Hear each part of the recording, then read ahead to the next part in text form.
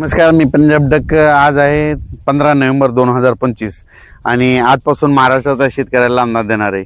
मी माझ्या शेतामध्ये आणि हे बघा स्प्रिंकलर देखील चालू आहे, तर राज्यातल्या शेतकऱ्याला एक अंदाज देणार आहे। काय झालं, बरेच शेतकऱ्याचे फोन यायले आता राज्यात पाऊस येणार आहे का, पण तुम्हाला सांगू इच्छितो 25 नोव्हेंबर पर्यंत राज्यात कसला पाऊस येणार नाही म्हणून हा अंदाज लक्षात यायचा। कारण की काय झालं की बऱ्याच शेतकऱ्याचे फोन यायले की पाऊस येणार आहे। मी म्हणलं काही येणार नाही, तुम्ही तुमचा हरभरा पेरू शकता, गहू पेरू शकता। राज्यातल्या सर्व शेतकऱ्याला सांगू इच्छितो, पूर्व विदर्भ, पश्चिम विदर्भ, दक्षिण महाराष्ट्र, उत्तर महाराष्ट्र, कोकणपट्टी, खानदेश सर्व शेतकऱ्याला सांगू इच्छितो की राज्यात सध्या तरी पावसाचं वातावरण नाही। मग राज्यात मग पाऊस कधी येणार, तर तुम्हाला एक पहिल्यापासून मी सांगतो की एक तुम्ही काय करा, कॅलेंडरमध्ये एक तारीख लिहून ठेवा। दरवर्षी आपल्या महाराष्ट्रामध्ये 2 डिसेंबर ते 7 डिसेंबर 2, 3, 4, 5, 6, 7 डिसेंबरच्या दरम्यान दरवर्षी महाराष्ट्रात एक अवकाळी येणार। हे दरवर्षीचा वर्षानुवर्षाचा हे अंदाज कायमचा लिहून घ्या। पण राज्यात सध्या तरी नाही पाऊस। मग तुम्हाला सांगू इच्छितो काय होणार आहे, एक बंगालच्या खाडीमध्ये एक चक्रीवादळ आहे, ते काय होईल 27, 28, 29 ला लँडफॉल होईल। लँडफॉल मध्ये जमिनीच्या ते समुद्राच्या बाहेर निघेल, पण ती पाऊस मग एखाद्याच आपल्या महाराष्ट्राकडे काय होईल 29, 30, 31 आणि 1-2 डिसेंबरच्या दरम्यान ते मग काय होईल, महाराष्ट्राकडे ते पाऊस थोडाफार येऊ शकतो। आपल्याकडे थंडी म्हणून असं काही एवढा काही मोठा सध्या तरी पाऊस नाही म्हणून हा अंदाज सर्व शेतकऱ्यांनी लक्षात घ्यायचा। फक्त काय होणार, ते चक्रीवादळ येत असल्यामुळे ते चक्रीवादळ ते मध्ये ते काय होईल, त्याचं थोडं आभाळ देखील येणार आहे। 28-29 नंतर राज्यामध्ये ढगाळ वातावरण राहील आणि त्याच्यानंतर जर आपल्या इकडली थंडी जर कमी झाली तर मग ते पाऊस आपल्याकडे येऊ शकतो। त्याचा अंदाज आपण सविस्तर देऊ, पण सध्या तरी 25 नोव्हेंबर पर्यंत कसला पाऊस नाही म्हणून हा अंदाज सर्व शेतकऱ्यांनी लक्षात घ्यायचा।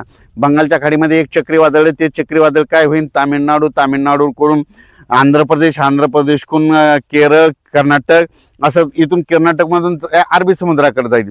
अरबी समुद्राकडे जात असताना त्याच्या एका पंखाद्वारे काय होईल, एका दिवस मग 28-29 नोव्हेंबर ते 5 डिसेंबरच्या दरम्यान मग राज्यात एक तुरळक पावसाचा अंदाज येऊ शकतो। असा खूप काय मोठा नाही पडणार, पण राज्यात मग ते पण पाऊस कुठं पडू शकतो, मग ते पडला तर मग तुम्हाला सांगू इच्छितो नांदेड जिल्हा, यवतमाळ जिल्हा, परभणी जिल्हा, हिंगोली जिल्हा, लातूर जिल्हा, सोलापूर जिल्हा, त्याच्यानंतर सांगली, सातारा, सोलापूर, कोल्हापूर, कर्नाटक, तेलंगणा, आंध्र प्रदेश त्या परिसरात होतो।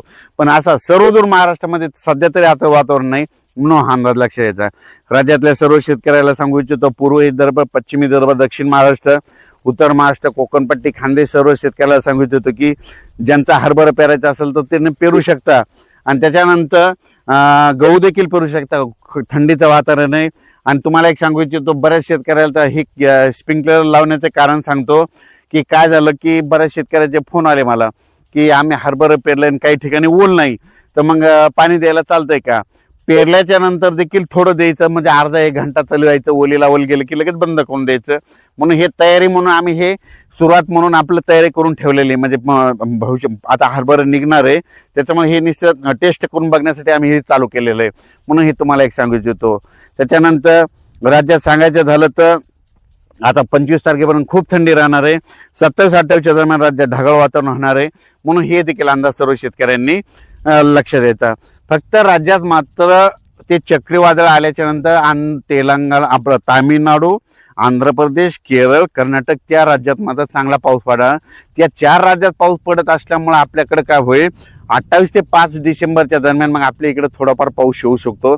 त्याचा अंदाज आपण नंतर दिला जाईल, पण सध्या तरी 25 नोव्हेंबर पर्यंत कसलाही पाऊस नाही म्हणून हा अंदाज सर्व शेतकऱ्यांनी लक्षात घ्यायचा। अचानक वातावरणात बदल झाला, लगेच एक उद्या मेसेज दिला जाईल। धन्यवाद।